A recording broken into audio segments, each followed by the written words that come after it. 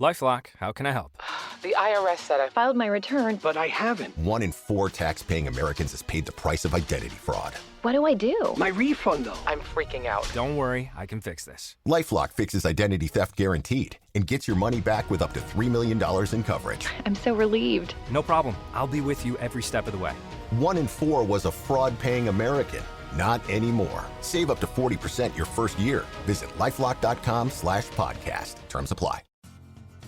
Are you a lifelong fan of General Hospital? Are you a new fan who wants to know more about the history of the show? Do you enjoy talking about the show with others? Do you find yourself yelling at the TV? Is your self-care an hour a day in Port Charles? If so, we invite you to join hosts Amanda Kimmel and Shannon Coach at the place where all the hidden conversations take place and secrets are revealed. Meet us at Pier 54, a General Hospital fan podcast.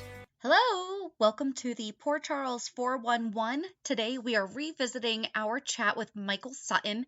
It is so hard to believe that this is from December of 2020. This is an interview that I know definitely meant a lot to Amanda as well as me, but she remembers watching the story of Robin and Stone as it was happening. I unfortunately did not watch it as it happened. I became a regular watcher soon after his passing, but being able to just talk with him about the storyline and what it's come to mean all these years later. The year that we spoke to him in 2020, it had been 25 years since Stone had passed. Even to this day, now with Sonny living in Stone's old apartment, it's just amazing that he still has such an impact on the show all this time later. So we hope that you enjoy revisiting our chat with Michael Sutton. Hello! Hi! I don't even know what to do. I'm telling you, my teeth hurt from smiling. Oh, so we just finished speaking with Michael Sutton, who played Stone Cates on General Hospital. And I know I made sure not to say his name because I didn't want to call him Stone. And I know. And we talk about that a little bit. And I think that he knew, like, we weren't, because we kept saying you, but I mean, he knew what we were talking about. Yes. So I can't. It was just wonderful. He was wonderful to talk to. And I know that we say this every single time. Oh, hey, by the way, welcome to the Port Charles 411. I think I forgot to say that. Yes, you did. Oops. So if you have no idea who we're talking about with Stone Cates, go back to last week's Port Charles 411. We talk about the character, and this week we talk to the actor. So we'll just talk to you after the interview. So enjoy our chat with Michael Sutton. Hi there. Hi, how are you? Good. How are you? I'm well, thank you. Thanks so much. Who's Amanda? I'm Shannon. I'm Amanda. Okay, nice. How are you both? Doing good, yeah. Nice. Thanks so much for agreeing to talk with us. And of course, it's my pleasure. I hope that this works out okay, you know? Yeah. So we have what was that? I said it is what it is these days with Zoom and home feeds, lighting and everything else. So we'll go for it. Exactly. You just got to make the best of it. Of course. So yeah, we have a General Hospital fan podcast, and we do something every Thursday called the Port Charles 411. And we typically dig into either a character or an event, or sometimes we do interviews with cast or past cast. And, we just recapped Robin's diary, and we're sitting there like, it's been 25 years. Oh my goodness. Why isn't anyone doing anything? So we decided to be the ones to do it. Fantastic. That's good. That's great. There was a lot of interaction on Twitter, especially. So it got all the dialogue going again. Yes. And this week we're actually recapping your character. So then we'll release this interview next week. Fantastic. So, yeah. And at least for us, so Amanda started watching before I did, and he was kind of like your first storyline that you really watched. Yep. And I started watching consistently because, school, whenever we got home, I missed it, was when Lily died, which was the year after you. So I had never watched the storyline from beginning to end until last week. And I was a hot mess. She cried during our recap. We were talking about it. That's how involved she was.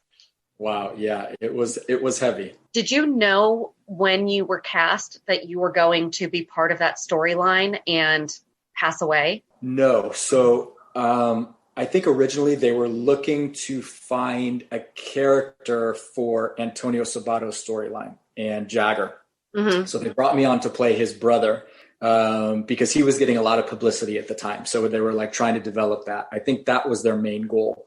And then about 2 weeks after I joined, they brought in Maurice Bernard as Sonny, and then started that whole dynamic of like a fight over the parental and responsibility for Stone and that tug of war. And I think it wasn't until about a year into the character where Wendy Rich wanted to do an AIDS storyline.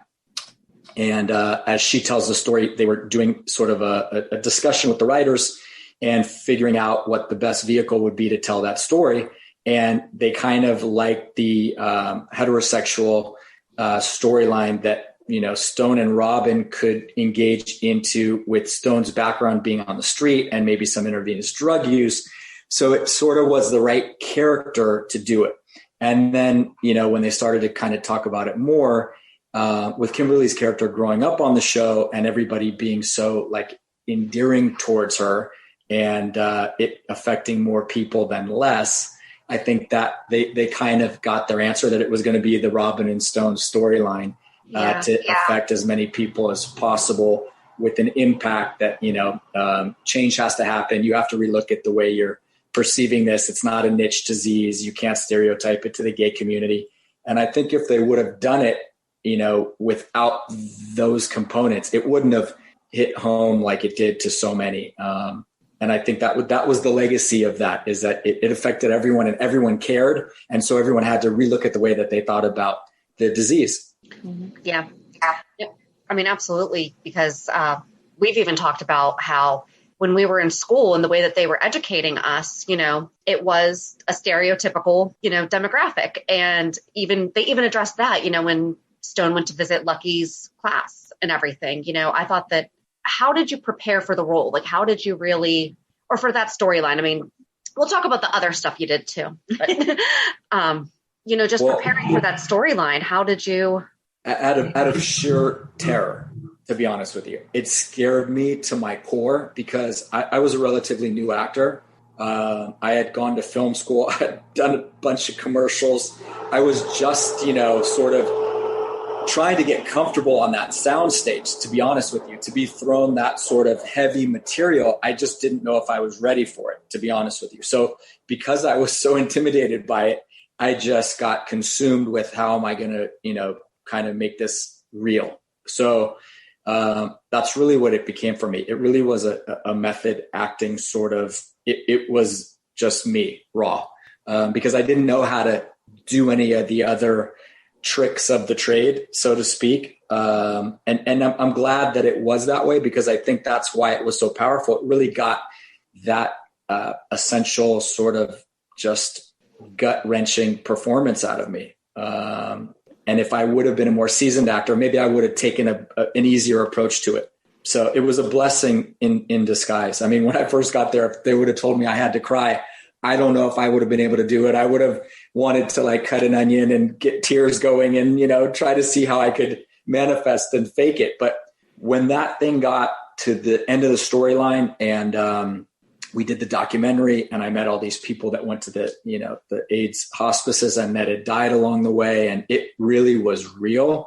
And people were like coming up to me on the street, like I was Stone, and they wanted to talk to me about people that had been affected. And so it was a daily sort of thing that I couldn't escape from, not only the material, but offset as well. I mean, if I wasn't sleeping and eating, I was on the set and learning my lines. And then everything else being thrown at me was from people that wanted to discuss the material and the subject matter. So I was that for those, 2 years or a year and a half.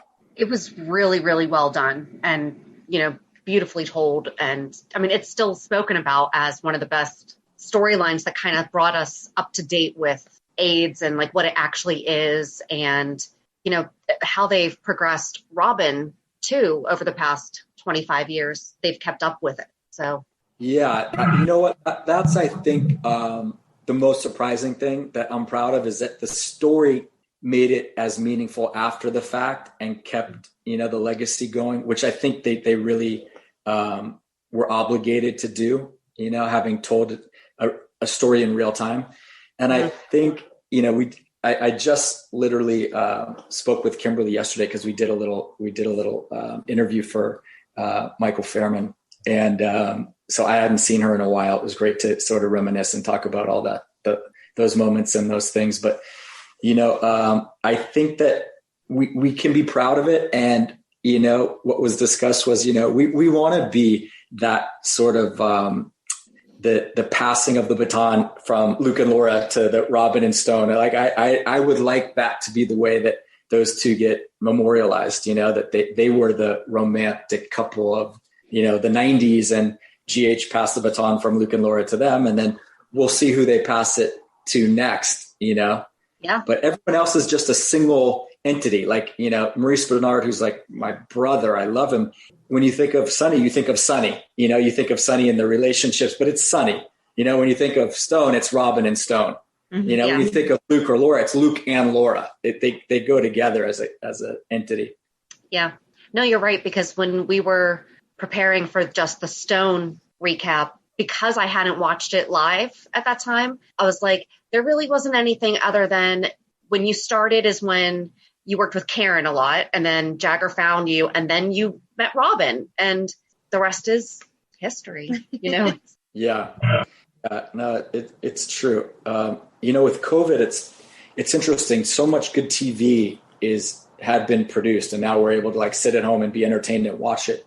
And, as an actor back then, I used to always be like, well, it's a soap opera and it came with like a stigma or limitations. But when you see like the way in which people stream, material now, that's why I realized the fans were so engaged, because it was a daily thing, not a weekly thing or not a 2-hour movie.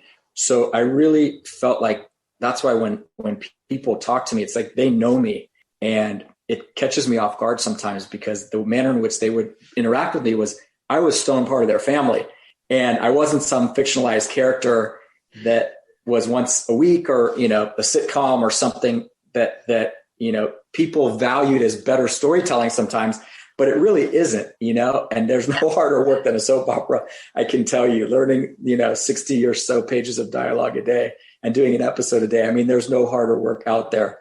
So I think it was the right vehicle to tell that story in the right format, and TV nowadays is proving to be the medium to tell, great stories, not film. Mm-hmm. Yeah. So what did you do in your downtime away from that story? Because it had to be stressful to be in that character and on in a way all of the time.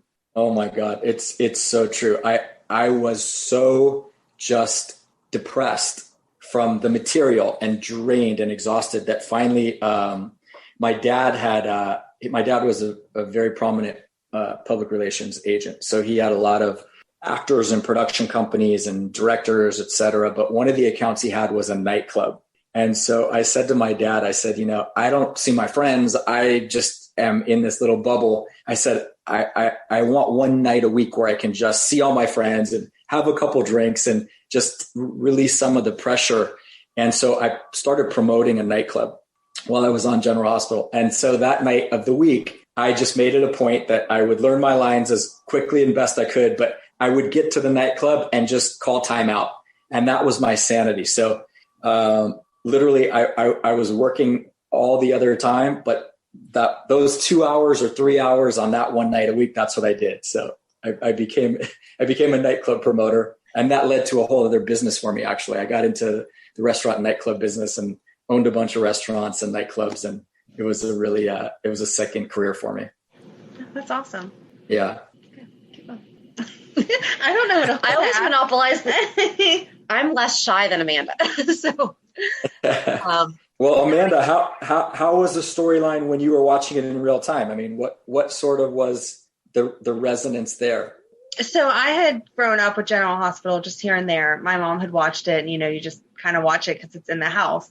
And then we had moved from Pittsburgh back to Ohio to a different area than what I had grown up in. So I didn't have any friends. So General Hospital was like my come home from school and have an escape and just be completely consumed in that. And I loved Jagger and Karen, and then came along Stone with Robin. And just the fact that she was, only a few years older than I was. And it was a completely different story than what we had been being told in health class. That's not how I had looked at HIV and AIDS. And so it was not just a storyline, but an education. Right. Did you watch the documentary also? I didn't. I will have to watch that. Yeah. That was like, it became double work, but it was also, our sort of educational tool. Cause I mean, we were filming the documentary simultaneously. So I was going to AIDS hospices. I was going and meeting with the doctors at UCLA who were giving the writers the information. I mean, they really told the story in a delicate manner that was respectful for what, the magnitude of the disease was. And, it's something that in discussions yesterday, it was brought up. I never really thought about this before, but, for better or for worse, I think COVID, the one benefit that happened with COVID was that because people weren't so entrenched with their own daily lives and they were forced to like slow down, they weren't working, they were at home, they were able to sort of process things in a different way. I think that's what changed with Black Lives Matter, was that people were able to say, wow, what really is going on, as opposed to like, oh, it's not my problem. I'm not Black. I don't have to deal with this. And they put it in its own little category. I think COVID allowed for the white majority to say, wait, who's accepting this? This isn't right. Let's do something about it. And in a weird way, I sort of feel like the genius behind General Hospital's choice to do the AIDS storyline that way, by making it a majority discussion, not a minority discussion, changed the way in which they were able to like progress.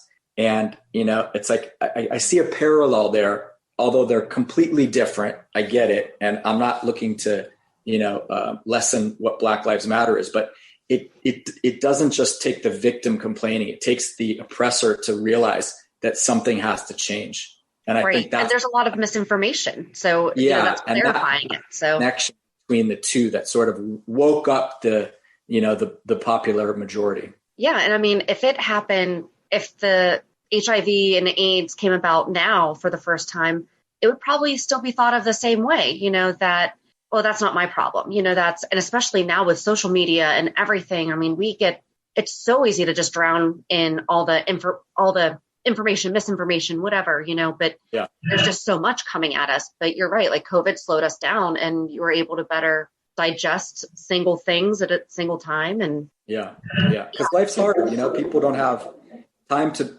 worry about other people's problems as much as their own needs.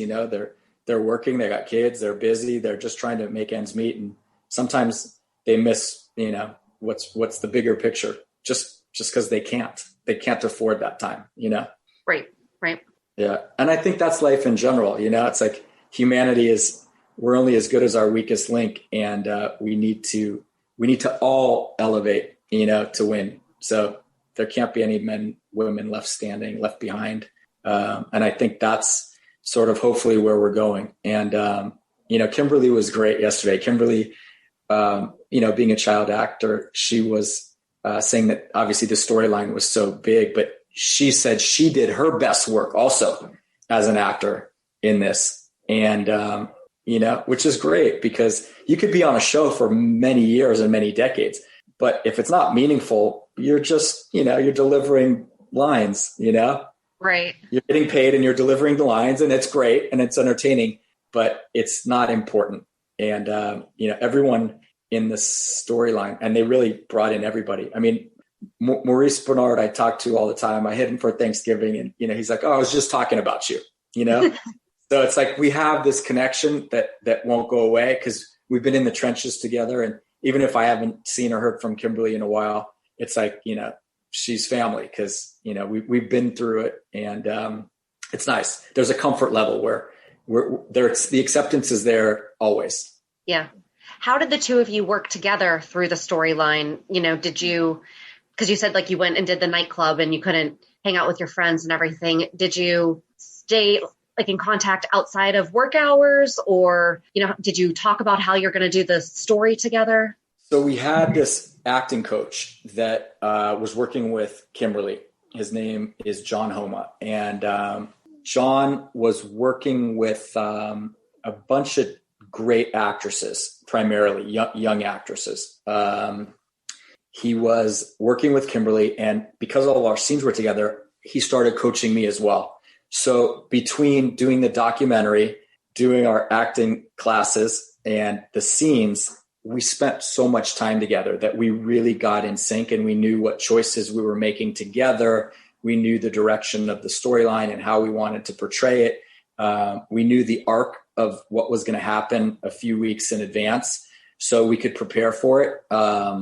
So that it wasn't one note. We knew it had to build up, and then we knew, there was going to be a lot of different levels, not just the panic of, oh my God, but then the anger and the fear and the sad and, different levels throughout it, and when to bring that out. So yes, the answer is we did really get in sync, and we were coached very well together.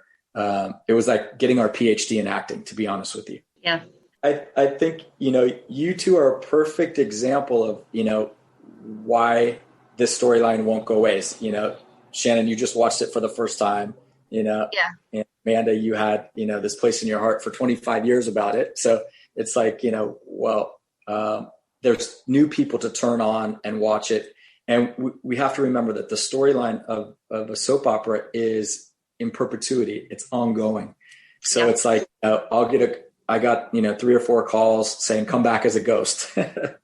So I'd come on and play the character, again, and they'd figure out a way to work me in the storyline. And I'm hoping that happens again, being that Maurice is still on the show, there leaves opportunity for me to come in and do scenes with him, or, figure out a way to be meaningful still. And then who knows, I don't think Kimberly's going back to the show anytime soon, but you never know. And they may bring us both back for some dream sequence or something like that. And the fans want to see it. So when things like that come up, I know I would be willing and able to do it. And I'm sure she would as well. So it's an ongoing thing that we'll stay involved with. And let's hope, because at the beginning of the year, she posted that, and I quietly retired from acting, and we're all like, what? I mean, they can't they're not going to recast Robin Scorpio. No. Like, that's not going to happen. No. But Anna's getting married. She needs to be there. Right. And so maybe that'll be, you're right, for events like that. And I mean, I would imagine Kimberly would, out of respect to the character, figure out how to do it. I don't think she necessarily wants to go back to acting on General Hospital, but those types of things I think are important to just kind of be there for. Right. Especially where we need an exit. I mean, she and her husband went to California, but that was not when Luke left. He left. Luke is not coming back. So is that right? He's not coming back? Yeah. When was that? 2015. Tony Geary he's gone. Got it. So I didn't know that. I hadn't followed that. Interesting. So had you watched the show before? Here, I'll steal your question that you always ask. Had you watched the show before? Yes. So my mom and my grandmother were diehard General Hospital fans. So whenever I was at home, whether I was sick or some day that, I was at home and not at school, I would watch the soap operas with my mom and my grandmother. My grandmother was like a second mom. She was hilarious. She would read all of my fan mail. She would address back all of my fan mail. She would tell me all about it. Then we would pick a day and I'd read all the fan mail with her. It was an amazing bonding experience. I was very close with my mom and my grandmother with the connection with GH. I brought them down to the set. She was so funny meeting everybody. She'd call them by their character name, their screen name. No matter if I said, this is Maurice, she'd say, hi, Sonny. It was great. And I didn't want to interfere with that or correct her I just wanted her to have her moment. So it was great. So that was the extent of which I knew about the show. I didn't really watch it, so to speak. Mm-hmm. But when I did get the casting for it, I started watching the show. So I was like, all right, let me know what's going on. I knew who Jagger was and I knew who Karen was, those characters, because they were in my scene that, I had to do a screen test for with them. So that was that. Then I was thrown into it, to be honest with you, once I got notified. So I had the screen test, and then I was told that they were looking at 1,500 people in New York.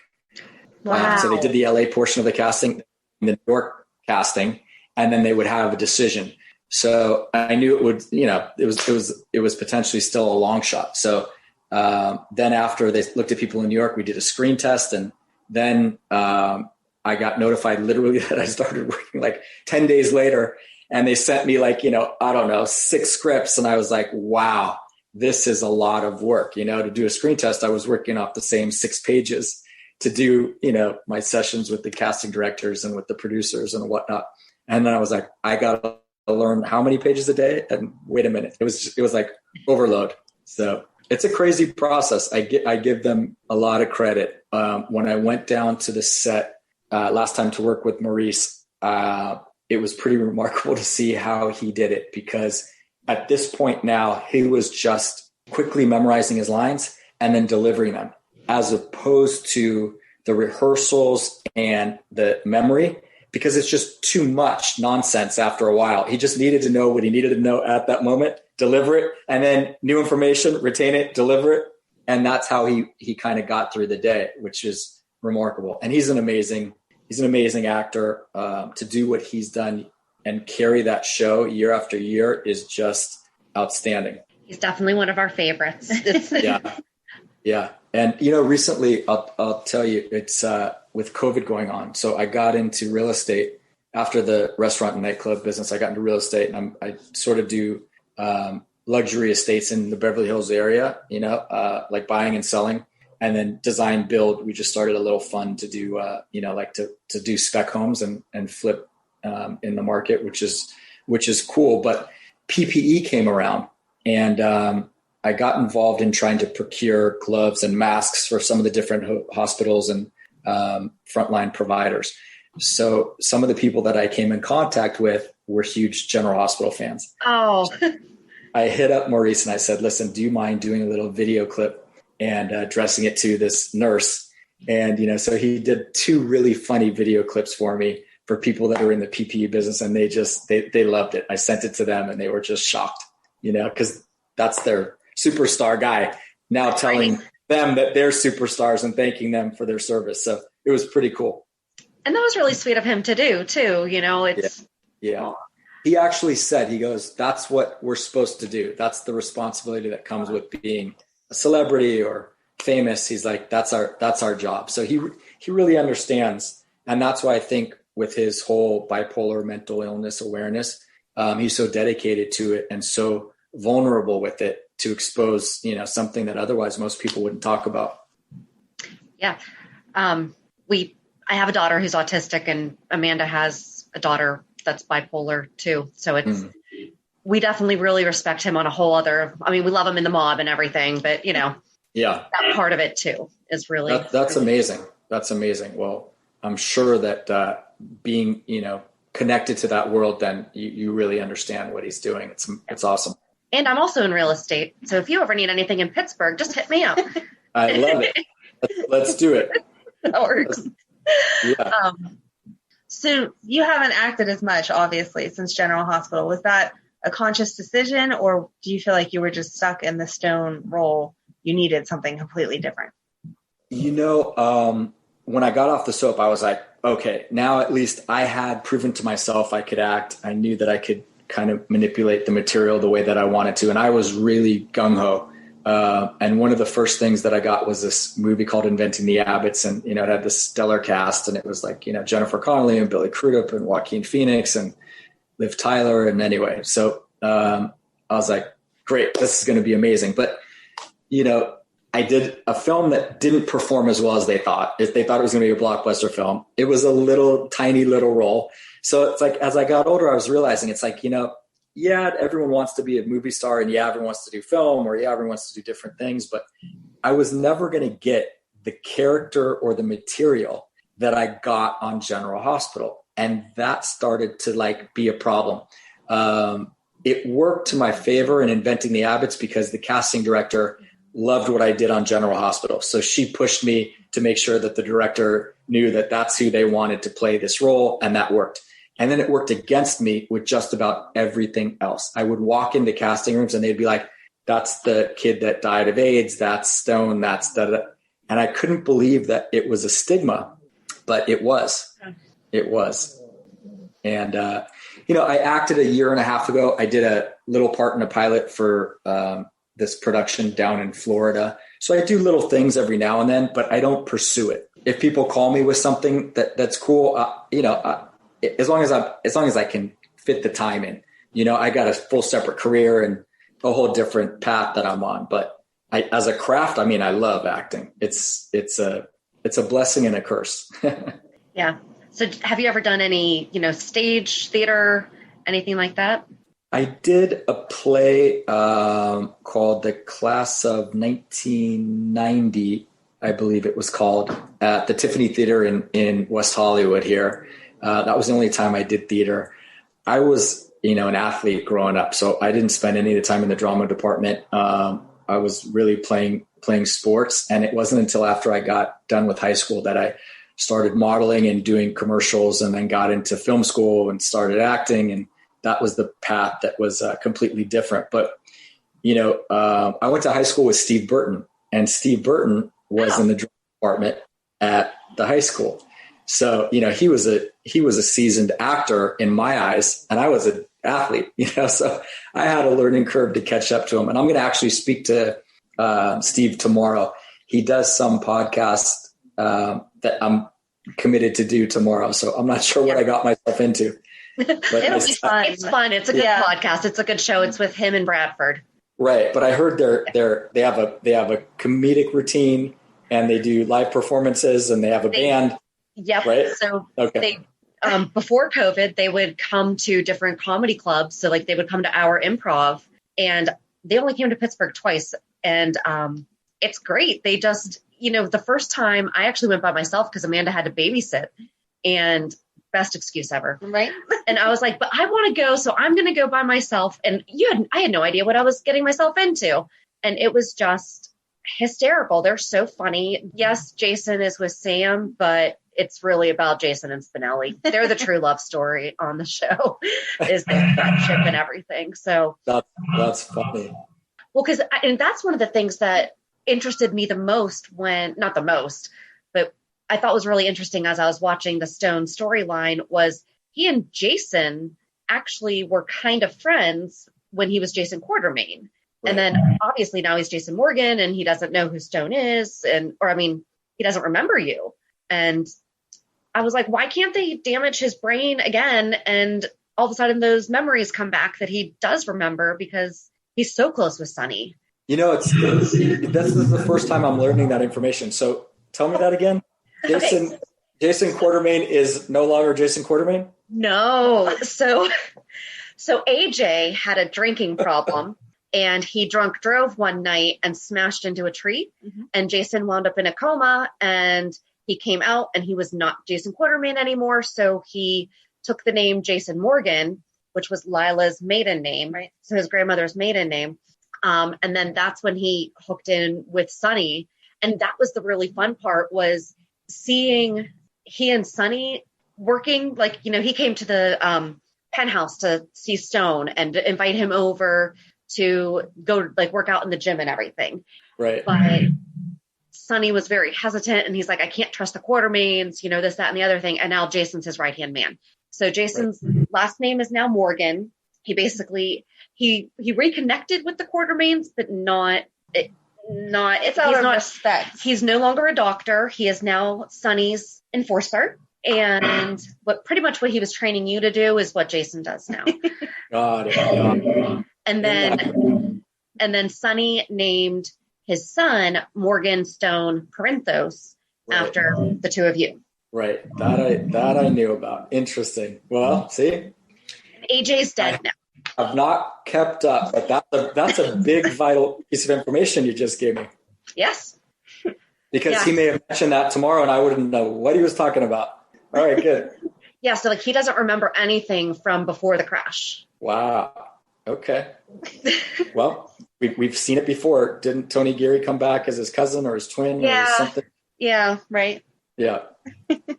We thought that it was going to happen recently, but it didn't. When was that? That was a year ago. Mm-hmm. That we thought, no. He was in the bike crash over the summer. Oh yeah, that was a couple months ago. Right. Nothing came of it, but hopefully they keep the soaps and figure out, how to keep that whole, TV production working and worth it. Reality shows really have killed, the soaps, but the soaps are very important, I think. So I hope they figure out how to do it. There may be less of them, but someone's got to kind of become a marquee sponsor and get the financing to what really will kind of get the production value back on that show and let them really cast it properly. And, that's what's changed. That from my understanding is they just don't have the budget anymore. Yeah. Mm-hmm. I mean, it was even just listening to the music that was played at the Paradise Lounge was all top 10 hits, like top 40.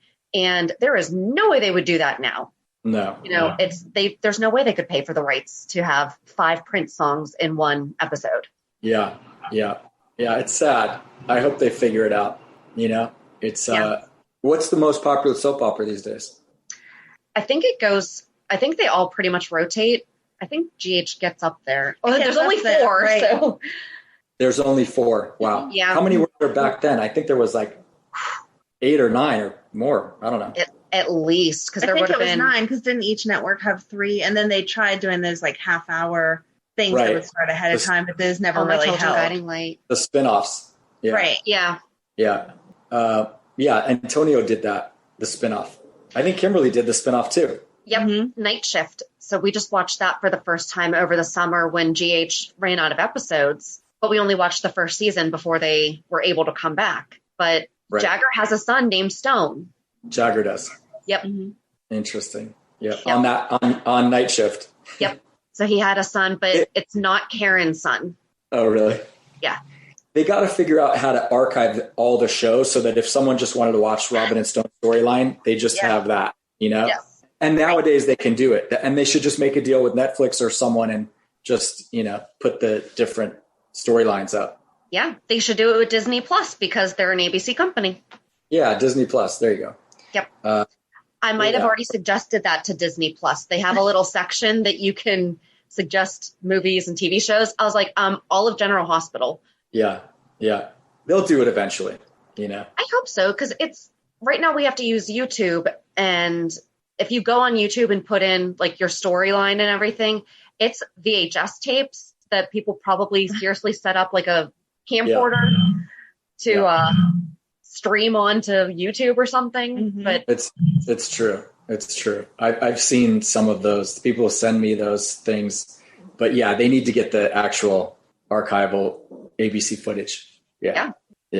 We agree. I mean, they're going to have to figure out how to get revenue streams, so they might as well. Exactly. I would absolutely pay for that. I would absolutely pay to be able to watch 58 years of General Hospital.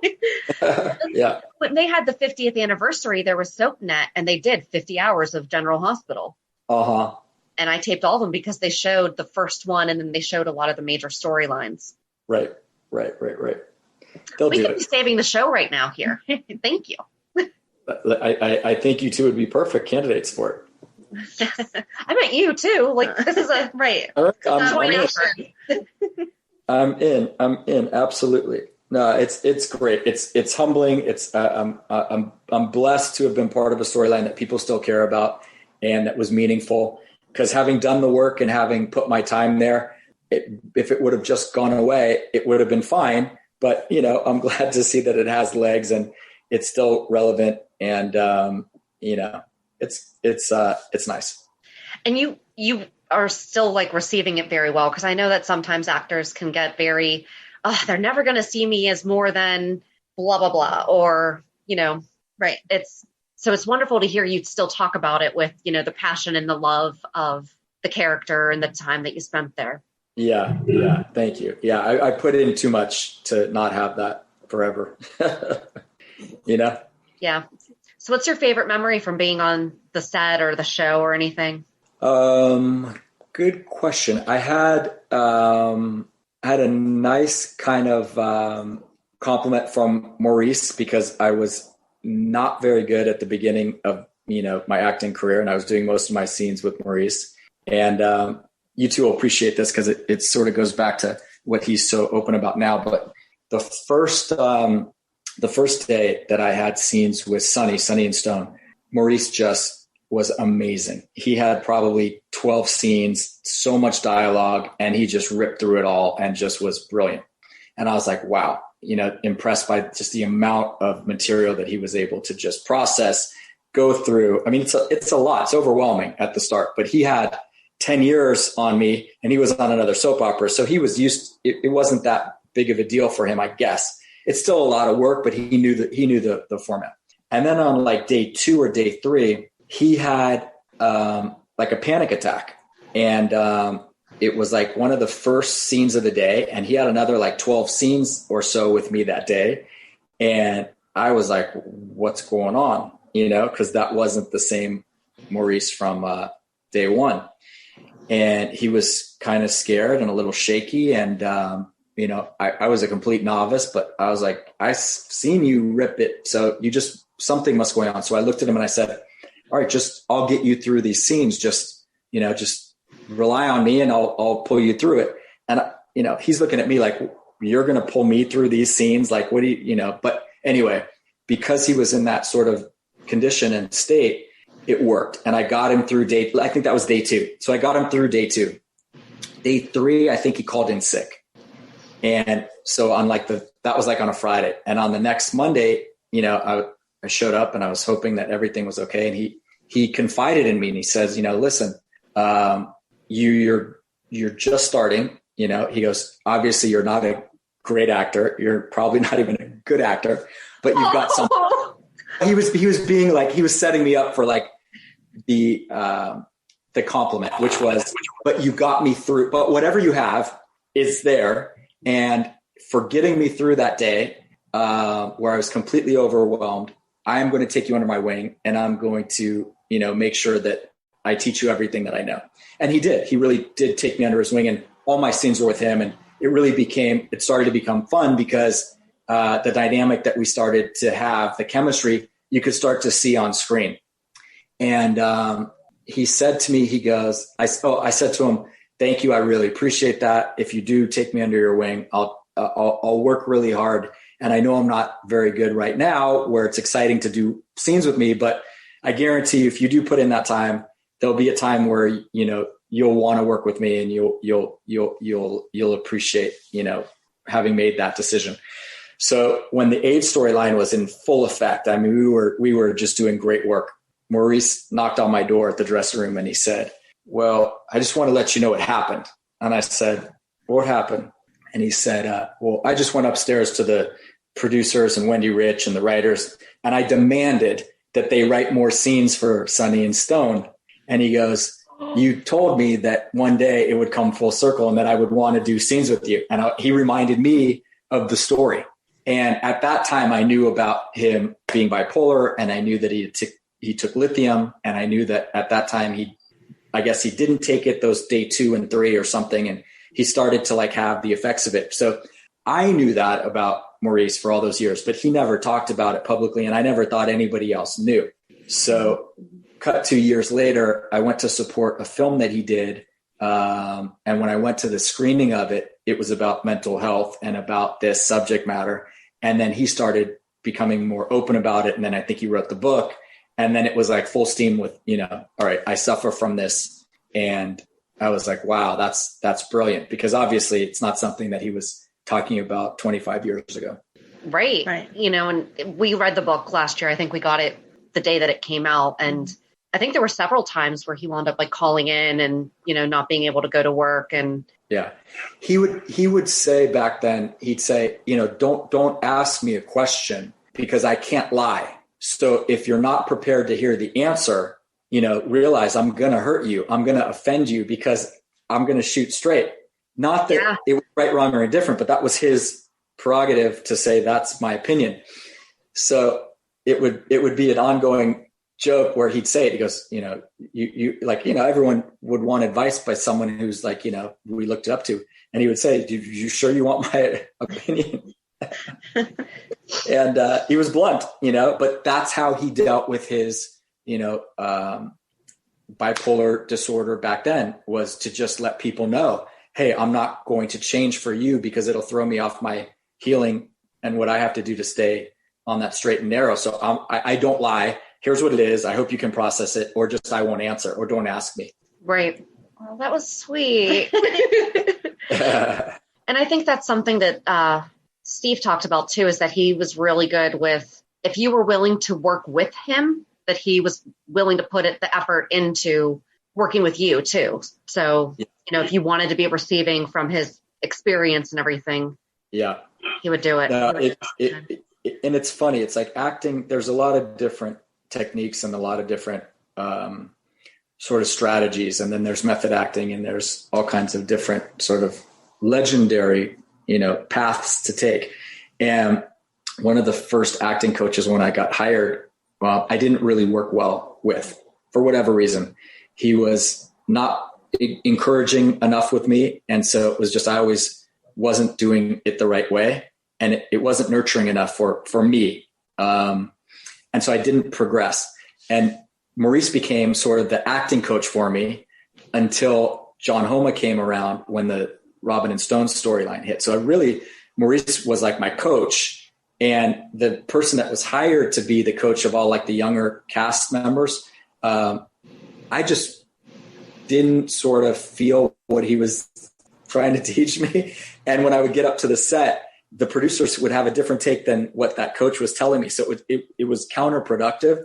And then it was hurting my confidence, because after a while you're like, wow, what do they want from me? And what direction do they want to go with this character? And it was all new. So it was overwhelming in that sense. So with Maurice going through what he was going through and me trying to find, the confidence and the character, Maurice became like my best friend. So day in and day out, we had lunch together. We were in each other's dressing rooms, in between scenes and just talking and whatever. And if, any of my family had come down, he would be interacting with my mom or my grandma or whatever.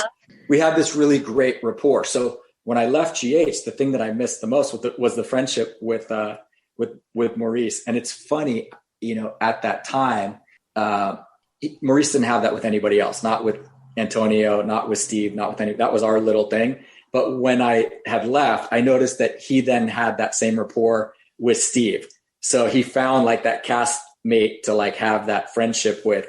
And that sort of, that was nice to see.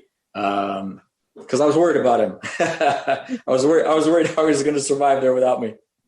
Well, and you guys both started around the same time. So it's like you were the new kids on the block that were, trying to get used to everybody else. So yeah. And we were taking over the storyline. So it's like, right. We were alienated in that sense because we also weren't friends with everybody on the cast yet. And then we were getting the material, and you know how that goes. It's like, we wanted to prove ourselves and we didn't want them to hate us. And then luckily it all, got sort of intertwined and interwoven, and there was enough people in that Robin and Stone storyline that everyone felt involved. Yeah. Well, and both of you had really heavy storylines from the get-go. You were just coming in off the street. Sonny was running a strip club, and then, Karen progressed really quickly into the drugs, and she was great too. That was, she really came out of her shell in that storyline, and she found herself in that role. Yeah. Yeah. I still keep up with her every now and then too. She's great. I did a film with Antonio after GH where we played brothers. Oh, yeah. We shot that in Bulgaria, and it was cool. It's called Hypersonic. It didn't get released in the theaters in the US, just overseas. Oh, yeah. I'm sure we could find it online now, right? So Hypersonic, yeah. It's actually cool. They in Bulgaria they had green screen, so it was sort of like a race around the world in these jets, and so it was all green screen, and they did a good job for the budget. It looks fantastic. awesome. I think the budget of the film was all of probably a couple $1 million. I don't know, and it looks like a $15-20 million film. Wow. Yeah, We'll have to check that out. We will. Yeah. Yeah. You've been waiting 25 years to talk to him. she told me that she was going to surprise me and not tell me that we were interviewing you. And I was like, I'm really glad you didn't do that because I might not be able to talk at all. So yeah, I'm glad that I had the preparation. That's awesome. That's awesome, man. I don't know anything else about GH to talk about. What's next for you? What are you working on now? Like, where do you see yourself continuing on? Well, I love the entertainment industry and I love storytelling. I don't know if that's where I'm spending my time, energy, and effort, to be honest with you. I don't know. Maybe I'll get back to it at some point. It's phenomenal. I think it's something very needed, especially when you realize that we're the escape in people's lives that, allow them to have a few minutes of calm and not think about whatever problems they have or the stress of their daily life. So I think, even the nominal entertaining stuff is important just culturally for people to have that escape. So the value's there. I just don't know if it's my calling anymore. I didn't get into acting because I wanted to be famous. I didn't get into acting for a lot of the reasons that some people do. So I don't have that drive to really need that to validate me. And a lot of times people need that drive to put themselves out there to do it anymore. And I proved to myself that I could act. I accomplished some of the things that I wanted to do. So I'm not as driven with it, to be honest with you, as I was when I was a kid. And I would think that we talked about it a little bit earlier, but you're a legacy. You had a legacy character. You changed the landscape for a storyline. Really, I don't know what you could have done that would have topped that personally. It's right. Yeah. To be honest with you, I wouldn't have topped it. It would have just been, okay, I'm getting paid to continue to do something and then stay in that. But, at that point, there wasn't enough reason to keep doing it. It potentially only would have watered down and diluted what I did do. Right. Because if I went on to just play some random character that was insignificant, then I don't have the framing of just what I did, so it's in a way it's almost better. And think about it. It's 3 years of work, almost, so let's say the beginning of this show, I was on 2 or 3 days a week. And then for the last year and a half, I was on 5 days a week. So I've got a lot of shows that if they put together an ensemble piece and composite, I've got a lot of material that I can say, all right, here's what I did. Yeah. Right. Weird question. When they mention you on the show, do you get like a check for $20 or something? I must, because there's like very little nominal checks that come in as, yeah. We've just always wondered that because, you're mentioned at least once a year around the nurses' ball. So yeah, it's enough to buy a cup of coffee. Perfect. Yeah. So we know that you're on social media. Do you want to share with everyone where they can find you? And yeah, sure. I post some stuff on my Instagram, Sutton Michael. And then I have my Twitter, which I use Michael SS Sutton, and it's not my middle initial. And don't ask me why I chose it, but at the time I was like, I didn't have just Michael Sutton, and I thought, wow, that sounded like a stadium introduction of my name, Michael Sutton. So I was like, oh, but it's not my middle initial. So anyway, that's what it is. That's funny. Yeah. That's my Twitter. And, otherwise I'm at the agency in Beverly Hills where I do my real estate. And I have a new company that we launched. That's a fund called Side Equity Ventures. And so we'll be doing some technology stuff. We'll be doing some renewable energy. We'll be doing some real estate development. And that's what we're focused on right now. And I had gotten involved in this company in Africa. So one of the things that was cool is last year I got an award from Paladec for entrepreneurship with giving back and creating business opportunities in Africa. So it's based in Accra, Ghana. I've been to Ghana a bunch of times, and that continent is very exciting because it's where all the natural resources are. It's where, everyone is looking to the future towards because, of all the things that, we know are precious, from the metals and diamonds and, semiconductors and materials that are needed for all the computer chips and accessories and things like that. So we're very much involved in Ghana, and that's where you find me these days. That's awesome. That's great. Yeah. Thank you both. Only do the luxury real estate though, right? Well, I'm just familiar with this market. So I concentrate on the Beverly Hills Flats and Truesdale and, Sunset Plaza and this sort of niche market, just because I know it. And that's where I can lend my expertise towards. Mm-hmm. Awesome. Yeah. If I ever have anyone looking out there, I'll let them know to use you. Sounds good. I will do the same for Pittsburgh. Thank you. This has been wonderful. Thank you so much. Yeah, thank you. It was really nice. It was my pleasure to meet you both, talk to you, and thank you. Hopefully this won't be the last time we chat, and have fun tomorrow talking to Stephen Bradford. You'll have a good time. Thank you very much. I look forward to it. We'll do it anytime you girls want. All right. Sounds good. Thank you so much. Thank you. Thank you. Bye. Bye.